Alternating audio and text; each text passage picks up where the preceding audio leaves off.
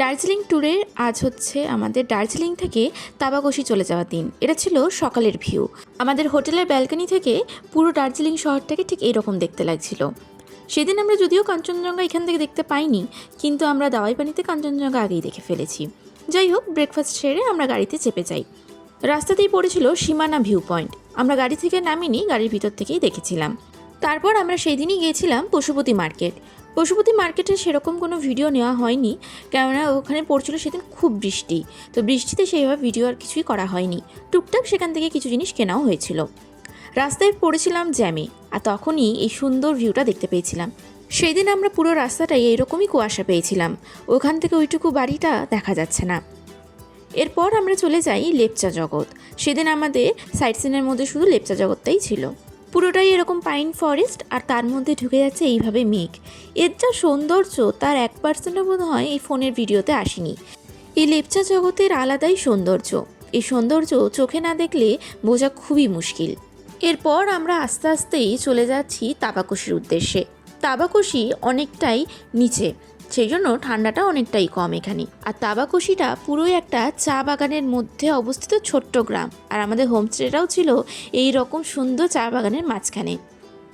তাবাকশি প্রায় পুরোটা রাস্তায় এইভাবেই দুদিকে চা বাগান দিয়েই ঘেরা। আর রাস্তা, যারা তাবাকশি গেছেন তারা তো জানবেনই, এর যা রাস্তা, এই রাস্তায় কোনো প্রফেশনাল পাহাড়ি ড্রাইভার ছাড়া গাড়ি নিয়ে যাওয়া কিন্তু খুবই বিপজ্জনক। কেন, চলুন দেখাচ্ছি। ঠিক এই রকম পাথুরে রাস্তা পুরো তাবাকশি জুড়ে।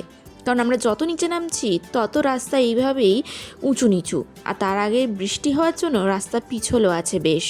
ওই যে নিচে ঘর বাড়িগুলো দেখা গেল, ওখানেই আমরা এসেছি, ওটাই তাবাকশি। আর এই হলো আমাদের তাবাকশির হোমস্টে, পুরো চা বাগানের মাঝখানে পাহাড়ের একদম ধারে। এই হলো সেই আমাদের হোমস্টে, অরেঞ্জ ভ্যালি। এর যা সৌন্দর্য, কেউ আর পরে ওয়েট করতে পারেনি। গাড়ি থেকে নেমে সবাই আমরা ফোন নিয়ে দাঁড়িয়ে পড়েছি। আর এটা হলো আমাদের রুম থেকে বাইরের ভিউটা। ঠিক এই রকমই পাহাড়ের মাঝখানে কিছুটা জঙ্গলও আছে। আর পিছন দিকে উপরে তো রয়েছে চা বাগান। এখানে নাকি রাত্রিবেলা লেপার্ডও বেরোয়, সেই কথাও আমরা শুনলাম এদের স্থানীয় লোকদের থেকেই। এরপর আমরা লাঞ্চের জন্য চলে যাচ্ছি ওদের লাঞ্চ এরিয়াতে। আর যাওয়ার আগে ওদের এই বাগানটা দেখে খুব ভালো লাগলো।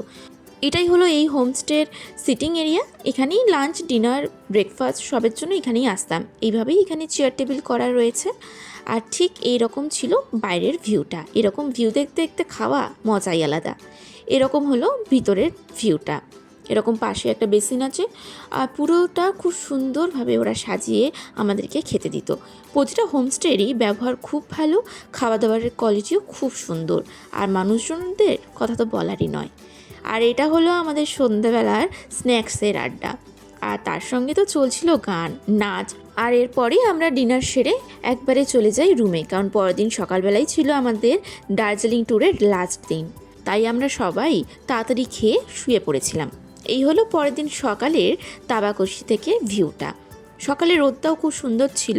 আর এখানে ঠান্ডাটা বেশ কম ছিল, তো তাই সকালবেলা সবাই এরকম বেরিয়ে পড়েছিল খুব তাড়াতাড়ি। তখন প্রায় বেজে গেছে 7টা। আমরা ব্রেকফাস্ট সেরে চলে এসেছিলাম বাইরের একটু ওই চা বাগানের কাছে ছবি তুলতে, ভিডিও করতে। সবাই এসেছিল। নিজেদের রুম থেকে সব কিছু গুছিয়ে নিজেরা রেডি হয়ে মোটামুটি বেরিয়ে পড়েছিলাম আমরা ওই 9টা নাগাদ। আমাদের গাড়ির ড্রাইভার দাদা কিন্তু আগের দিন রাত্রিবেলায় বলে দিয়েছিল আমাদের বেরিয়ে যেতে হবে 9টার মধ্যে, কেননা আমাদের বাকি ছিল তখনও মিরিক ঘোরা। আর আমরা মিরিক দুধিয়া হয়েই বাড়ি ফিরবো, মানে এনজিবি যাবো। তো তার আগে মিরিককে হয়ে আমরা ঢুকবো। সেখানে টুকটাক একটা বাজার আছে, সবাই বলেছিল সেখানে কেনাকাটা করবে। তো যাই হোক, আমরা সেরকম টাইম মতোই রেডি হয়ে গেছিলাম, কিন্তু গাড়ি দাদাটা আসতে একটু লেট করেছিল। তার আগে আমরা চলে গেছিলাম এরকম একটুখানি ঘুরতে। তো এই হলো আমাদের রুম থেকে আমরা আমাদের লাগেজ বার করে নিয়েছি। বেরিয়ে আমরাও নিজেরা চলে যাচ্ছি। লাগেজটা দাদাটাই পৌঁছে দেবে আমাদের গাড়ির মধ্যে। আর আমাদের রুমটা ছিল এরকম নিচে সিঁড়ি দিয়ে উপরে উঠতে হতো। তাবাকশি থেকে নামার পথেই এই পরে কুশি ব্রিজ। এর জল এখন কিছুই নয়, বর্ষাকালে নাকি এই ব্রিজের উপর দিয়ে জল যায়। এখন জল খুবই কম, আর জলটা ছিল খুব ঠান্ডা। পাহাড়ি নদীর জল ঠান্ডা হওয়াই স্বাভাবিক, কিন্তু নদী এই কম গভীর হলেও স্রোত কিন্তু ভালোই আছে। আর এই নদীতেই আমাদের গ্রুপের একজন গেছিল ছবি তুলতে, সে নদী তার জুতো নিয়ে চলে যায়, এতটাই নাকি স্রোত। আমরা তো নদীর এই পারে রয়েছি, ব্রিজের ওই পারটা আরও সুন্দর, কিন্তু আমরা খুব একটা যাইনি, কারণ গাড়ি দাদাও তাড়া দিচ্ছিল। তো ব্যাস, এই ছিল তাবাকশি থেকে মিরিকের পথে যাওয়া। মিরিক হয়ে আমরা চলে যাই এনজিপি। বাকি আর কোনো ভিডিও করা হয়নি। ট্রেনে চেপে যাই, ট্রেন ছিল আমাদের উত্তরবঙ্গ, ছিল ওই 6টা নাগাদ। তো এনজিপি থেকে আমাদের ট্রেন ছিল শিয়ালদা। এই হলো দার্জিলিং সিরিজের লাস্ট ভিডিও। কীরকম লাগলো আমার এই সিরিজ জানাবেন।